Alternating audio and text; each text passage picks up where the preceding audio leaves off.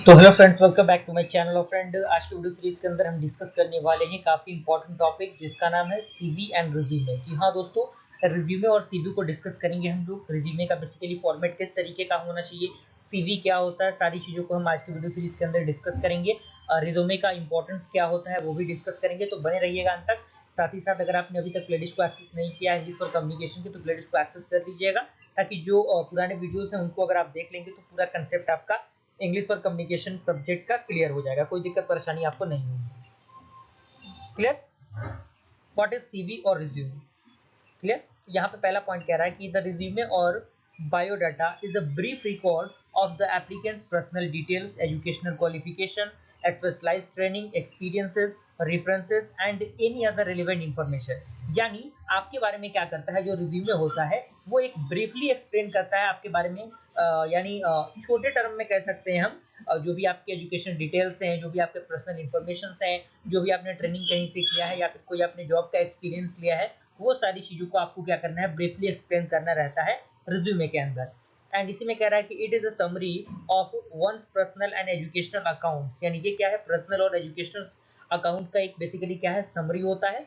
And resume is concerned as a formal advertisement of a person qualification. यानी जो resume होता है वो कंसिडर करता है एक फॉर्मल जो आपका एडवर्टाइजमेंट होता है किसी भी पर्सन के क्वालिफिकेशन को, तो उसको ये क्या करता है, फुलफिल करता है।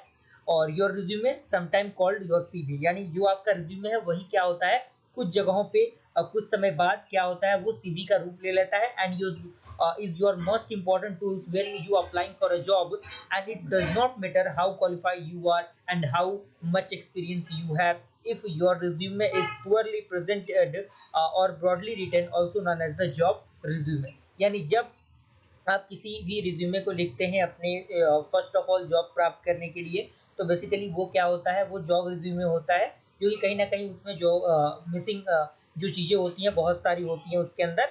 और जब एक बार आपने कहीं काम कर लिया, देन उसके बाद आपका वहाँ पे सीवी बनता है। अभी उसको भी हम डिस्कस करेंगे। यहाँ पे कह रहा है कि resume is a brief written summary of a job applicant, past employment history, educational and other patients information. यानी जो भी आपने पास्ट में कहीं आपने जॉब किया है या फिर कोई भी चीज़ें आपने की हैं, तो कहीं ना कहीं रिज्यूमे के अंदर वो लिखा जाता है, ये ब्रीफली एक्सप्लेनेशन होता है। And the term resume is used primarily in America, and where it has taken the place of the Latin expression curriculum of VET और CV। यानी जो आपका टर्म रिज्यूमे है वो बेसिकली क्या होता है, प्राइमरी क्या होता है, अमेरिका में यूज होता है, लेकिन आने वाले कुछ सालों में ये कहीं ना कहीं बहुत ज़्यादा पॉपुलर वर्ड बन चुका है।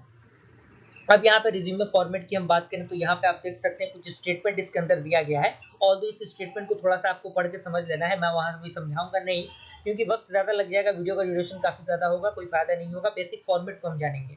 तो टाइप ऑफ रिज्यूमे फॉर्मेट की हम बात करें तो यहाँ पे देख सकते हैं different type of resume format होते हैं। पहला आपका होता है क्रोनोलॉजिकल फॉर्मेट, दूसरा होता है फंक्शनल रिज्यूमे, तीसरा होता है आपका कॉम्बिनेशन रिज्यूमे। ओके, तो क्रोनोलॉजिकल क्या होता है, तो इसमें कह रहा है कि the chronological resume format is most commonly used. यानी ये ज्यादा कॉमनली यूज किए जाते हैं। And it list your work history in the reverse chronicle orders. यानी ये क्या करता है, आपने जो भी वर्क हिस्ट्री किया है, वर्क किया है, उसकी हिस्ट्री को रिवर्स ऑर्डर में दिखाने का ये काम करता है।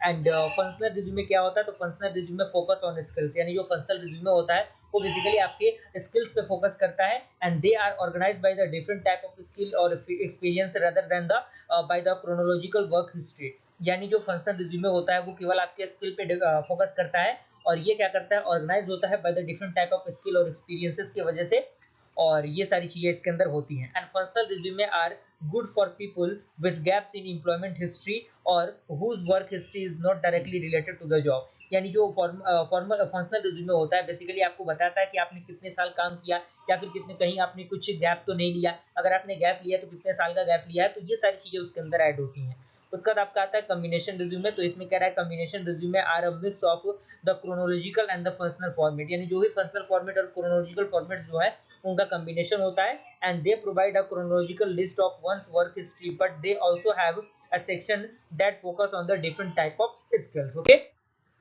अब हम बात करेंगे कि बेसिक फॉर्मेट बेसिकली क्या होता है। अब यहाँ से मेन स्टार्ट हो रहा है आपका कहानी, किस तरीके का फॉर्मेट होगा। यहाँ पे देखिए, आप देखिए यहाँ पे क्या होगा, यहाँ पे जो भी आप यहाँ पे ब्लैंक स्पेस देना चाहते हैं रिज्यूमे के लिए दे सकते हैं।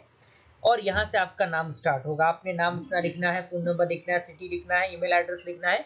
अब यहाँ पे ऑब्जेक्टिव और समरी आता है, यानी ऑब्जेक्टिव यानी किस चीज के लिए आप रिज्यूमे को बना रहे हैं। तो यहाँ पे tag your objective here by telling the employer what you can do them for your benefit of the businesses. तो यहाँ पे ऑब्जेक्टिव आप ऐड कर सकते हैं कि बेसिकली आपका मेन एम क्या है। रिलेटेड अगर आपने कोई एक्सपीरियंस किया है, जो जिस कंपनी में जिस पोजीशन के लिए आप अप्लाई कर रहे हैं, क्या उस फील्ड में आपने पहले भी कोई एक्सपीरियंस ले रखा है। अगर आपने लिया है तो वहां पे आपको लिखना है किस स्टेट में लिया है, वो भी लिखना है, कितने ड्यूरेशन आपने किया वो भी लिखना है। उसके बाद आपका आता है एजुकेशनल डिटेल। कहने का मतलब क्या है कि जो अभी आपने प्रेजेंट में किया है, यानी पास्ट में करके जो आप आए हैं अभी, तो कहीं ना कहीं वो चीजें सबसे पहले ऐड होती है। तो सबसे पहले आपने वर्क एक्सपीरियंस लिया, उसके बाद आपने क्या किया यहाँ पे देखिए, उसके बाद आपने एजुकेशन डिटेल, यानी एजुकेशन डिटेल के बाद आपने किया, तो बाद वाली चीजें यहाँ पे पहले लिखी जाती हैं। तो एजुकेशन डिटेल में आपका जो भी ग्रेजुएशन होगा या फिर 10-12 होगा, डिप्लोमा होगा, सारी चीजें आप वहाँ पे ऐड कर सकते हैं। उसके बाद आपका स्किल्स होगा,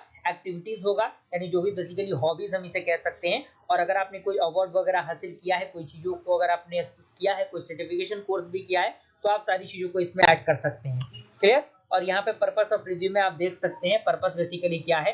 तो इसमें कह रहा है कि once you are in the workforce your resume contain a summary of what you do for a living, okay, and whether you are an executive assistant or the executive manager of a large corporation, you must be able to explain what you do, and okay, and the ability to explain your responsibility and the purpose of your duties.